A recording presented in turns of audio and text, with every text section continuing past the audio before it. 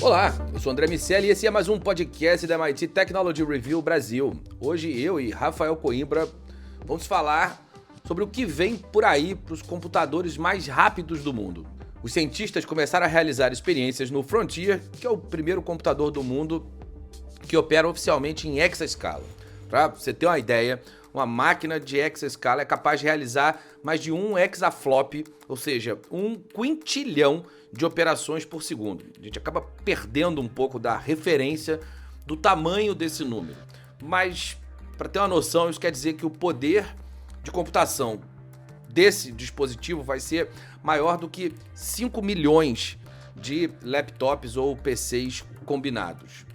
A gente vai entender o que isso tudo significa, mas antes eu quero dizer que esse podcast é um oferecimento do SAIS, líder em Analytics, e também te convidar para entrar para a nossa comunidade lá em www.mittechreview.com.br/assine. Rafa Coimbra, como a introdução desses supercomputadores em escala hexa, como é o Frontier, afeta a nossa capacidade de abordar as questões científicas mais complexas e por que isso é significativo? Isso abre, André, para a gente novas fronteiras. E aí, já que você falou de ciência, dá para a gente observar isso por dois prismas. Um microcosmo e um macrocosmo. Por quê? Quando a gente usa esse poder absurdo de tecnologia, de capacidade de processamento e numa velocidade, obviamente, também mais rápida, se comparado a computadores simples, tradicionais, convencionais, nós conseguimos fazer duas coisas. Primeiro, pesquisas.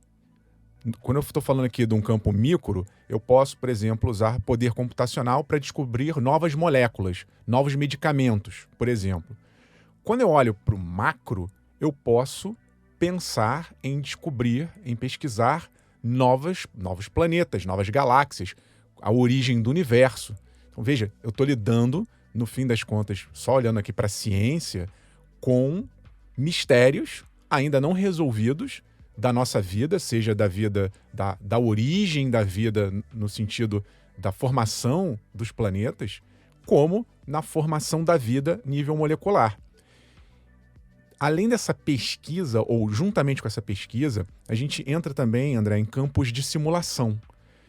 Imagina você simular o clima, né? A gente hoje fala-se muito de preocupações climáticas, mudanças climáticas. Como é que você simula o clima de um determinado local? Imagina quantas variáveis, temperatura, pressão, precipitação da chuva, seja lá o que for o sol, a posição do sol, das marés. Se você coloca isso tudo, cada variável dessas, que muda a cada milissegundo, dentro de um computador, você, com um computador simples, não consegue simular aquele ambiente real. Então, quando a gente está falando desse poder de processamento, a gente consegue simular ambientes extremamente complexos. Estou aqui dando um exemplo de clima, porque isso pode ajudar, por exemplo, a prever melhor o clima, a entender esses comportamentos todos e dizer, olha, eu aumentei a minha precisão aqui e eu sei que daqui a um mês vai chover numa região tal. Talvez a gente chegue nesse nível de precisão e, obviamente, isso tem impactos econômicos, porque eu posso dizer para um produtor de soja ou de cana-de-açúcar se preparar diante dessas informações, mas eu posso trazer isso também para um nível mais concreto do que a gente tem hoje. Por exemplo, a gente consegue fazer já, obviamente, simulações em turbinas de avião. Mas, se você joga mais poder de processamento, você consegue simular mais complexidade ainda e, obviamente, reduzir custos de você colocar uma turbina real dentro de ambientes que você vai ter que gastar muito dinheiro de fazendo teste. Se você tem mais precisão, mais informações, obviamente que a evolução desses equipamentos, no caso aqui eu estou citando uma turbina de avião, ele se dará de forma mais barata e rápida. Então são só alguns exemplos para a gente entender como é importante o uso desse nível de computação a nível hexaescalar. Por outro lado, Rafa, tem uma questão com o consumo de energia, uma discussão sobre esse assunto.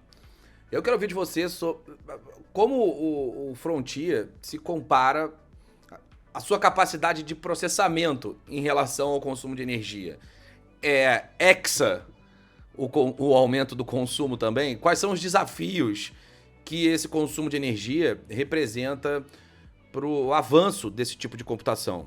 A conta lá do pessoal lá do Laboratório Nacional de Oak Ridge, no Tennessee, deve ser hexa também, não deve caber número lá, André, porque o consumo da gente falando aqui do Frontier é de 20 milhões de watts. 20 milhões de watts. Para a gente comparar, um computador desktop qualquer aí deve estar na casa dos 60 watts.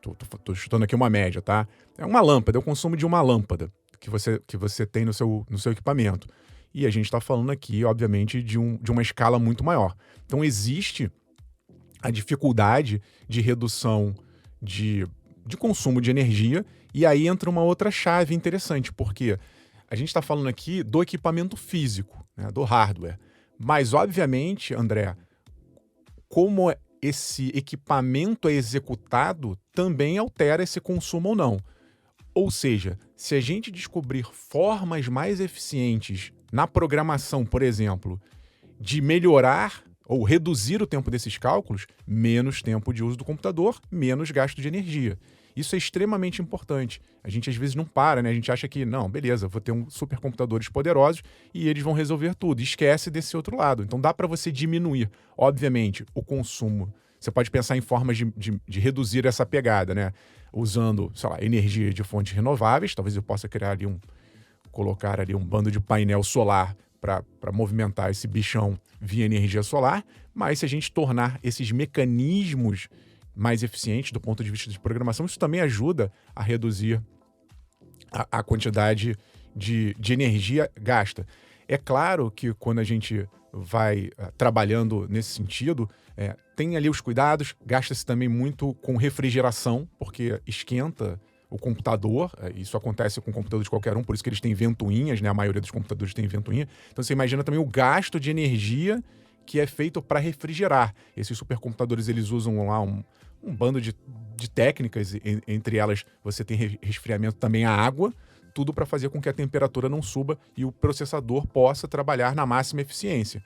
Mas, mesmo isso, você usando ou ventoinha, ventilador, um super ar-condicionado ou água, tudo isso é gasto energético. Então, você tem razão em dizer que isso é uma preocupação, porque é uma preocupação. E aí tem uma outra equipe tentando trabalhar para fazer com que ele chegue nesse máximo de eficiência com o mínimo de consumo de energia possível. Para fazer uma comparação trivial e ilustrar o que o Rafa disse sobre a forma como a gente usa esses dispositivos, é mais ou menos, Rafa, como a gente colocar um fundo preto nos nossos aplicativos do celular, que você diminui o consumo de energia para iluminar a tela, para que ela fique branca. Naturalmente, a sua bateria ela dura mais. Quando a gente fecha alguns aplicativos que estão abertos, porque eles também estão consumindo a sua bateria. Se você tem ali um Google Maps ou um Waze que fica trabalhando enquanto o teu celular está bloqueado, você também gasta bateria. Essa maneira, essa forma, ela interfere diretamente no consumo de energia, e os construtores, os fabricantes de soluções tecnológicas que vão rodar nesses computadores Hexa, eles vão precisar olhar para isso mesmo, porque essa é uma questão importante. Falando do futuro, para o avanço desse tipo de computação, algumas dessas preocupações precisam ser levadas em consideração, porque senão a conta não fecha para as próprias empresas, né? Tem uma questão evidente com o meio ambiente, mas as empresas precisam pensar nas próprias operações e, eventualmente, isso pode inviabilizar a utilização de determinadas soluções que vão ser construídas, que poderiam trazer ganhos importantes para a sociedade, para a ciência, mas, no final das contas, acabam esbarrando na questão do custo dessa operação. Rafa, um outro ponto que sempre entra nas nossas discussões aqui, quando a gente aborda soluções tecnológicas que, de alguma forma, impactam o mundo todo, é pensar nas características geopolíticas. E aí eu quero te perguntar como os esforços internacionais de países como os Estados Unidos, a China e os líderes tecnológicos da Europa contribuem para o desenvolvimento e para a implantação desses supercomputadores. E como você enxerga tanto a competição quanto a cooperação global nessa área? André, vamos lá. Tem dois lados. Tem esse lado bonito, romântico, que a gente conversou até agora, de contribuir para a melhoria da ciência, desenvolver novos produtos, etc e tal. Mas tem a guerra. Tem uma guerra mesmo tecnológica acontecendo, principalmente entre Estados Unidos e China. E a China, a gente está falando dessa computação exascale, isso é uma nova fronteira. Isso é algo recente. A expectativa é que grandes produtores aí nos Estados Unidos, Europa e China produzam mais computadores com essa capacidade a partir do ano que vem. Isso vai abrir uma nova era, como eu falei, para programadores que pensem de maneira mais eficiente e deem funcionalidades novas para esses computadores, porque esse poder vai chegar na mão de mais pessoas, por enquanto ainda meio limitado a grandes centros e laboratórios, mas existe uma... Vou aqui no português claro, existe uma guerra para tirar onda. Então a China diz que já tem computador exascale. Qual é o grande problema da China? A China não divulga dados claros. Ela não divulga os benchmarks. A gente não sabe exatamente o que tem por trás daquilo ali. Então, lá, algumas empresas chinesas dizem, olha, a gente já chegou, a gente já conseguiu. Então, se acredita ou não, eu acredito que realmente eles possam ter chegado, eles têm evoluído muito dentro dessa guerra comercial e enfrentamento com os Estados Unidos de poder tecnológico, eles têm investido muito em tecnologia. Então, é muito possível, muito provável que a China esteja de igual para igual, ou se não tiver ainda, está ali na cola dos Estados Unidos. Nos Estados Unidos, a gente tem mais informação. Essas informações são divulgadas, são transparentes, são públicas, são verificáveis, e a gente consegue realmente chegar à conclusão que tem computação exascale nos Estados Unidos. O que eu acho, André, é que, como eu falei, isso é tudo muito interessante do ponto de vista de batalha. Então, da mesma maneira, André, como a gente teve uns anos atrás, uma disputa de quem tinha alcançado a tal supremacia quântica, para falar também de super novos computadores. São computadores diferentes, são computadores que trabalham com qubits, com outra lógica, num mundo de escala menor ainda do que o computador clássico, mas tanto a China quanto nos Estados Unidos, algumas grandes empresas norte-americanas disseram, olha, já alcançamos a tal supremacia quântica, já estamos fazendo cálculos quânticos em computadores quânticos.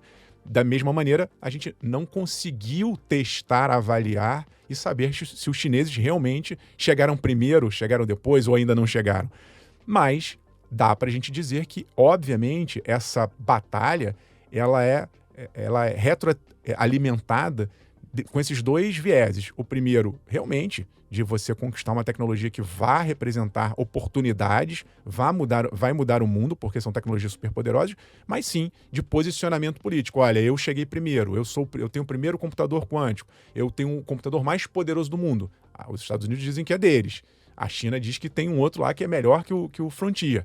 Quem é o dono da verdade? A questão é que eles ficam alimentando esse posicionamento político-tecnológico. Eu acho que no caso da Europa está um pouco atrás, está um pouco mais restrito. Óbvio que quando a gente fala desses projetos, geralmente não é só uma empresa, um fabricante, geralmente tem universidade envolvida, pesquisadores, empresas que contribuem com equipamentos que somados fazem com que um supercomputador desse aconteça, e isso é muito importante. Você imagina combinar poder tecnológico de países, talvez ligado com supercomputadores como esse, ligados em nuvem. Isso é uma coisa extremamente importante. A nuvem tem que entrar nessa discussão, porque enquanto esses computadores ficarem alocados, blindados num grande laboratório, ok, eles vão ter uma super utilidade para o laboratório. Mas como você falou, André, como é que um cidadão comum ou uma empresa de médio porte pode se valer de uma máquina como essa? Ele não vai construir. Pra vocês terem uma ideia, o Frontier é o tamanho de 2 quadras de tênis. Quem consegue, né? Tem empresa que não é do tamanho de 2 quadras de tênis. Imagina você ter um computador desse.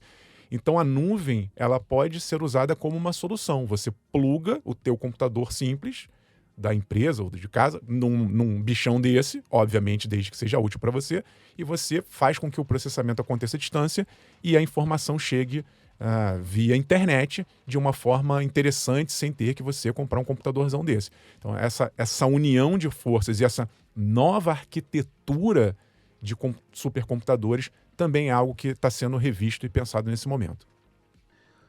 E Rafa, como você percebe, enxerga o impacto desses computadores em duas coisas completamente diferentes. Uma é numa tecnologia, pensar em como esses computadores afetam inteligência artificial, que tem sido um ponto de discussão frequente no mundo inteiro e talvez essas coisas estejam interligadas. E um outro ponto é de que maneira o Brasil pode entrar nessa história. Como o Brasil pode ser afetado por esse novo modelo de computação. Vamos lá. No caso da inteligência artificial, André, é importante, importante do ponto de vista de resolução de problema. A gente sabe que esses grandes modelos de linguagem natural, como o da OpenAI, do ChatGPT, do Bard, do Google e outros, e também lá na China, para citar o Ernie Bot da Baidu, eles são treinados. A gente não pode esquecer que esse tipo de tecnologia é uma tecnologia que usa uma grande quantidade de informações, informações essas que são processadas e que, por sua vez, o computador ele vai aprendendo, ele vai sendo treinado, recebendo informação e aprendendo. E o gasto computacional para fazer esses grandes modelos é enorme. Então, obviamente, se eu tiver computadores mais velozes, mais baratos, mais eficientes, gastando menos energia, maravilha. É muito provável que essa nova fronteira, para usar a palavra aqui, o nome do computador, ela acelere o que já está extremamente acelerado. E ela barateie algo que ainda é caro. Porque não é fácil você treinar um modelo como o ChatGPT. Não é fácil nem computacionalmente e nem em termos de dinheiro. Então, para que essa tecnologia seja mais difundida, é necessário que haja computadores poderosos mais baratos. E isso eu estou pensando do lado bom da história, o lado, o copo meio cheio. O copo meio vazio da história é, obviamente, que quando você começa a disseminar esse tipo de tecnologia, há consequências. A gente discutiu isso no podcast da semana passada. Se você começa a democratizar determinadas tecnologias superpoderosas sem muito controle, o risco é que pessoas usem essas tecnologias para o mal. E aí não tem controle. Então, se começar todo mundo a plugar e a usar IA generativa para o mal, plugando em supercomputador, a gente está roubado. Tá? Então tem um ponto de atenção aí dentro desse controle, desse domínio. Democratizar é bom? Até que ponto? Quem pode usar esse tipo de tecnologia? A gente está falando de algo super poderoso, não é brincadeira. No caso do Brasil, André, infelizmente, a gente fica a reboque do ponto de vista de hardware, a máquina. A gente não tem no Brasil indústria capaz de criar microchip simples, quanto mais fazer um supercomputador nesse sentido. Mas eu vejo que se houver interesse, por exemplo, de universidades, a gente sabe que existem aqui no Brasil grandes universidades que firmam convênios com esses centros de tecnologia nos Estados Unidos para fazer uma troca, um intercâmbio, para eventualmente usar esses computadores. Você pode submeter um estudo, um projeto científico para rodar num computador desse. Acho isso super válido e importante. Então eu acho que a gente vai ficar aqui muito mais no campo das aplicações, o que não é ruim. A gente já perdemos essa corrida tecnológica hardware, mas do ponto de vista de aplicação, por que não o Brasil ser líder em pesquisas e simulações climáticas, já que essa é uma vocação nacional nossa? Por que não pesquisadores fazerem projetos, programas, estudos que se utilizem desse tipo de tecnologia? Vai ter que pedir licença, vai ter que bater na porta, vai ter que pedir para usar o supercomputadorzão, mas sim, é possível. Nem que vá lá, ou como eu falei, que faça isso à distância. Eu acho que nesse sentido, ou seja, na camada superior à do software, o Brasil tem muita oportunidade, porque toda vez que a gente começa algo quase que do zero, vamos dizer assim, como eu estou dizendo, é uma nova fronteira. Então, se é uma nova fronteira de hardware, ela é uma nova fronteira para o mundo inteiro. Não tem ainda líder nesse campo das aplicações. A gente está de igual para igual. É um momento do Brasil tentar ser protagonista em algo que está começando agora. O que mais você precisa saber? Bom, tá na hora de virar a chave, Rafa. E aquela pergunta tradicional, no que você vai ficar de olho essa semana, meu amigo? André, tô de olho, já que a gente falou em IA generativa, em mais um processo contra a OpenAI. Essa semana que passou foi muito intensa em novidades de inteligência artificial. Depois, quem quiser dar uma olhada, eu fiz um resumo em vídeo com o que aconteceu de novidades. A OpenAI está anunciando coisas, né? A criadora do ChatGPT está anunciando agora uma integração com a DALL-E 3, que é o novo modelo de imagens, de criação de imagens, tudo integrado com o ChatGPT. Mas, no meio das coisas legais anunciadas, tem o outro lado da história. Então, tem um grupo de 17 escritores de ficção, entre eles o George R.R. Martin, simplesmente o autor do Game of Thrones, tem o John Grisham, autor da Firma, depois virou filme. Esses 17 escritores entraram com uma ação coletiva contra a OpenAI. Basicamente, o que eles estão dizendo é que a empresa está roubando o trabalho deles. São trabalhos que são protegidos por direitos autorais, né? São livros, e eles estão dizendo que a OpenAI pegou esses livros sem autorização e usaram esses textos para treinar o ChatGPT. E aí, a autoridade, né, a organização que protege os direitos autorais dessas pessoas, a Authors Guild, escreveu o seguinte, diz que a IA generativa ameaça dizimar a profissão de autor. E aí dizem que os escritores não vão conseguir ganhar um salário digno, tudo porque o ChatGPT está escrevendo como se fosse o autor. Só para deixar claro, esse não é o primeiro momento. A gente viu há poucos meses também a comediante, a Sarah Silverman, entrando, processando a OpenAI, e é difícil, né, você saber o quanto desse uso ele foi feito. Porque, na verdade, a máquina pega aquilo ali, pega aquele bando de livro, mistura aquele troço todo ali e começa a gerar texto. Mas a empresa, obviamente, vai ter que se posicionar porque ela está sendo processada. Então, essa é uma discussão quente, que aumenta cada versão do ChatGPT, cada versão de alguma IA generativa, né? As empresas não pararam, teve aquele movimento de parar a IA generativa, não parou, muito pelo contrário, está se acelerando, e enquanto isso, as pessoas que estão se sentindo prejudicadas estão pressionando a OpenAI e outras empresas. Aí, André, eu fiz aqui um teste, se me permite aqui ler um trechinho, porque falei assim, será que realmente o ChatGPT lê os livros do George Martin? E aí eu pedi para o ChatGPT falar sobre a MIT Technology Review no estilo do George Martin. E aí eu peguei aqui um trechinho para vocês verem, quem acompanha o Game of Thrones talvez se identifique aqui o George Martin aqui. Em um mundo onde as máquinas e as reviravoltas do progresso tecnológico podem ser tão obscuras quanto o Game of Thrones, a MIT Technology Review age como a sentinela da sabedoria digital. Em suas páginas encontramos as crônicas das batalhas titânicas travadas entre as startups e as corporações, enquanto buscam conquistar o trono do avanço tecnológico. Os guerreiros do código, os magos da inteligência artificial e os alquimistas da computação quântica são todos descritos nas narrativas da MIT Technology Review. Como qualquer grande saga, esta revista é uma jornada que continua a se desdobrar, repleta de reviravoltas surpreendentes e personagens que moldam o curso da história da tecnologia. Ponto. Gostou, André, do George Martin falando sobre a Technology Review? Não posso negar que eu gostei, cara. Daí o medo, né? Daí o medo do pessoal, porque... Exatamente. Eu acho que é uma questão justificável.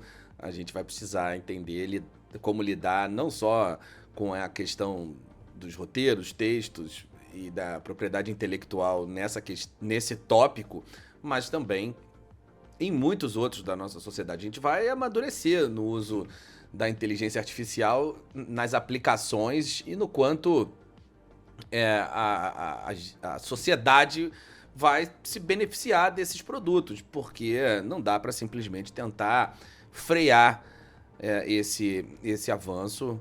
E não digo isso, Rafa, porque o texto ficou bem legal. eu digo porque a gente, aqui na Technology Review, tem usado a inteligência artificial, especialmente na questão de design, e como um parceiro. Os designers usam determinados padrões que foram criados pela própria MIT Technology Review e, a partir daí, a gente edita essas imagens, ganha tempo, tem uma questão de produtividade importante sendo observada. Não dá para fechar os olhos para isso, mas, ao mesmo tempo, é uma reivindicação que faz sentido.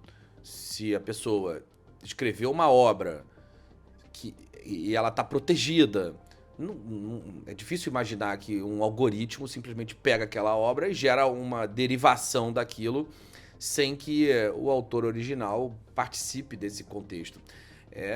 Ainda bem, Rafael Coimbra, que essa solução não está nas nossas mãos. A gente participa, noticia, é claro, contribui para ela, mas essa realmente não é uma questão simples de se resolver. Algumas travas inevitavelmente vão ser estabelecidas, especialmente nesse início. Tem um processo de regulamentação acontecendo no Congresso americano, a gente falou isso no podcast da semana passada. Essas discussões acabam servindo de base para as leis que são criadas nos outros países, mas a gente vive o desafio do entendimento dessas pessoas que estão construindo as leis a respeito da tecnologia. Por mais que essas discussões tenham a participação de especialistas, no fim das contas, as votações, os posicionamentos finais, inevitavelmente acabam sendo norteados por questões políticas, por valores políticos, competições, pela questão pessoal, pela próxima eleição. Enfim, não é uma discussão que se resume à matéria propriamente dita, infelizmente. Isso deixa todo o resto um pouco mais complexo de ser entendido. Rafa, eu vou ficar de olho no Renovation Week que está chegando, mais especificamente na participação da MIT Technology Review lá no Rio Innovation Week. O Innovation Week é um parceiro da MIT Technology Review desde a sua primeira edição e a gente vai, esse ano, estar lá de formas diferentes. No dia 4 de outubro, a gente vai falar sobre os Innovative Workplaces, sobre como as empresas inovadoras trazem essas soluções para o mercado. Os vencedores do Innovative Workplaces vão estar lá discutindo conosco as suas estratégias. Enquanto isso, Rafa, no palco principal lá do evento, a gente vai distribuir os prêmios do Innovators Under 35, as pessoas que estão revolucionando as suas áreas. 18 pessoas vão ser premiadas lá no dia 4. No dia 5, essas 18 pessoas vão para o nosso palco discutir as suas inovações. Então, dia 4 a gente fala sobre a inovação, sobre a perspectiva das empresas. No dia 5 a gente fala sobre a inovação, sobre a perspectiva das pessoas, como você pode ser um inovador na sua área. Vamos ouvir quem está construindo a inovação no Brasil, com a realidade e as limitações brasileiras, com as características positivas do contexto Brasil para inovar. E, sem dúvida nenhuma, vai ser um momento permeado de insights para que as pessoas desenvolvam as suas próprias técnicas de inovação. Dia 4, as empresas. Dia 5, as pessoas. Rafael Coimbra e meus amigos que nos ouvem. Bom, antes da gente ir, eu quero lembrar que esse podcast é um oferecimento do SAIS. E aí eu me despeço. Rafa, até a semana que vem. Grande abraço para você. André, grande abraço a todos que também nos ouvem. Como eu disse, se você ficou interessado nas novidades de IA generativa, dê um pulo no nosso canal no YouTube, que tem um resuminho da semana. Grande abraço e até semana que vem. É isso, semana que vem tem mais podcast da MIT Technology Review Brasil e a gente segue falando sobre tecnologia, negócios e sociedade. Um grande abraço para você que nos ouve. Tchau, tchau. Você ouviu o podcast MIT Technology Review Brasil, apresentado por Tech Institute.